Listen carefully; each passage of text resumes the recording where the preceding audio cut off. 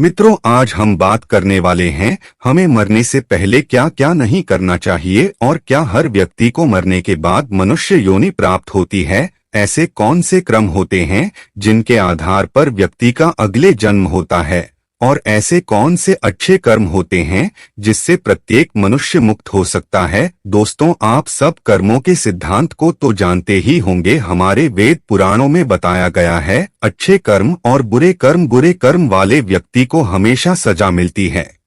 अच्छे कर्म वाले व्यक्ति को भगवान का साथ भी मिलता है।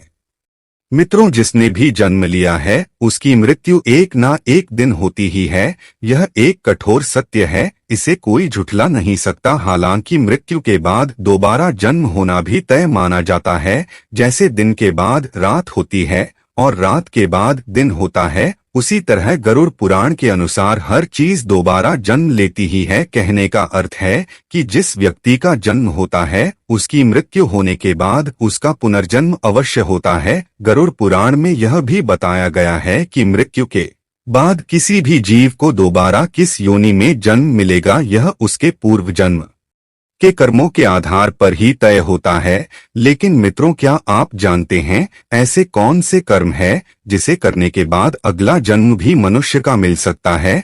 अगर नहीं जानते तो आप हमारे इस वीडियो में अंत तक जरूर बने रहे, क्योंकि आज हम आपको गरुड़ पुराण के अनुसार बताने वाले हैं कि कौन से कर्म करने से दोबारा मनुष्य योनि मिलती है। मित्रों, गरुड़ पुराण में बताया गया है कि कर्म अच्छे हो या बुरे, हर एक कर्म का फल इस संसार में रहने वाले प्रत्येक जीव को मिलना तय है। मनुष्य का अधिकार केवल कर्म करना है, फल देने का अधिकार परमात्मा के ही हाथ में है। मित्रों, इसके अलावा गरुड़ पुराण में यह भी बताया गया है कि मनुष्य अगले जन्म में किस योनि में जन्म लेगा, यह मनुष्य द्वारा किए गए कर्मों के हिसाब से ही तय होता है।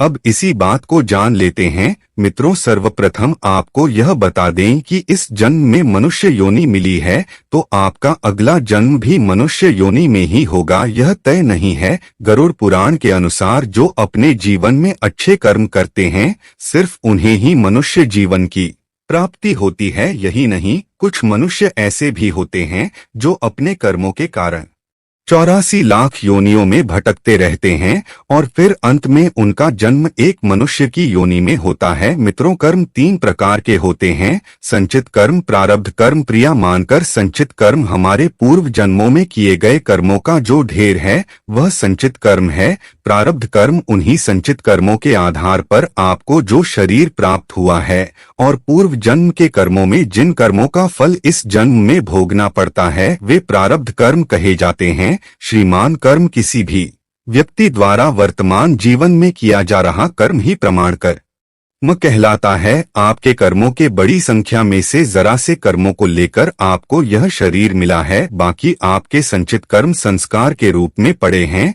सभी के कर्म के अनुसार जो संचित और प्रारब्ध कर्म है उनसे अगले जन्म का निर्माण होता है, जो तय करता है कि आपका अगला जन्म 84 लाख योनियों में से किसी भी योनि में हो सकता है। इसलिए कहा जाता है कि इसी जन्म में ईश्वर के चरणों में चले जाना चाहिए और किसी को अपनी तरफ से कोई कष्ट नहीं देना चाहिए। व्यक्ति इस संसार में अकेला आता है और अकेला ही जाता है। अंतिम समय में उसके अच्छे बुरे कर्म, पुण्य और पाप ही उसके अगले जन्म का निर्धारण करते हैं। महर्षि वाल्मीकि जी आदि ग्रंथ रामायण में कहते हैं कि माता पिता, गुरु, आचार्य और ज्ञानी पंडित का कभी भी अपमान नहीं करना चाहिए और ना ही कभी उनके बारे में ऐसे विचार अपने मन में लाने चाहिए, और जो व्यक्ति ऐसा करता है उसे महापाप लगता है। अभी दान पुण्य कर ले, इस बात को कोई पुण्य नहीं निकाल सकता। मित्रों, जो व्यक्ति हमेशा दूसरों के हित में सोचता है उनकी सदैव मदद करता है,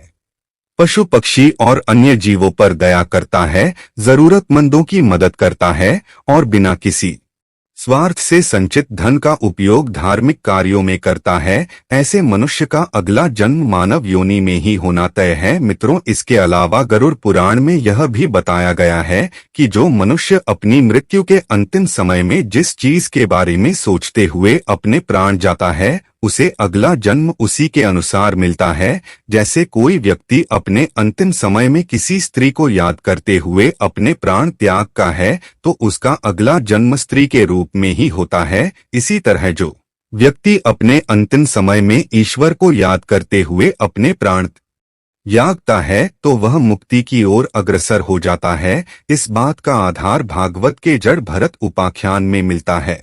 यदि आपको हमारी यह अद्भुत जानकारी पसंद आई तो हमारे चैनल को सब्सक्राइब जरूर करें।